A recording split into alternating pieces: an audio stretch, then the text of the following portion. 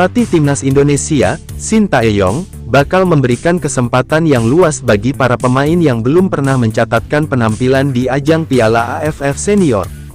Pasalnya, dari total 28 pemain yang dipilih Shin Tae-yong untuk menjalani persiapan bersama Timnas Indonesia, 14 nama di antaranya belum pernah mencatatkan debut di Piala AFF Senior.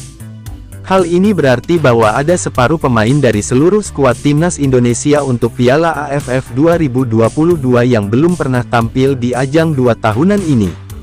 3 nama pertama ialah pemain yang berstatus sebagai naturalisasi, yakni Mark Klok, Sandy Walsh, dan Jordi Amat.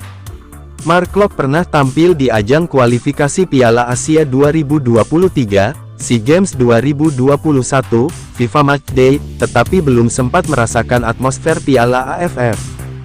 Sementara Sandy Walsh dan Jordi Amat baru akan mencatatkan penampilan perdananya bersama skuad Garuda di ajang internasional pada Piala AFF 2022. Selanjutnya, ada 3 pemain muda jebolan Timnas U20 Indonesia. Mereka adalah Marcelino Ferdinand, Muhammad Ferrari, dan Muhammad Zaki Ashraf.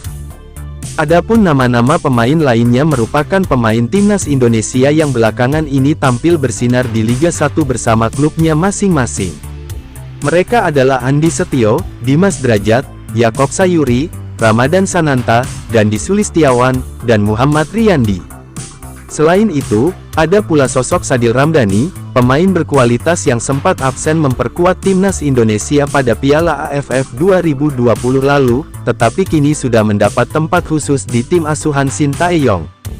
Piala AFF 2022 dijadwalkan bakal berlangsung pada tanggal 20 Desember tahun 2022 hingga tanggal 16 Januari tahun 2023.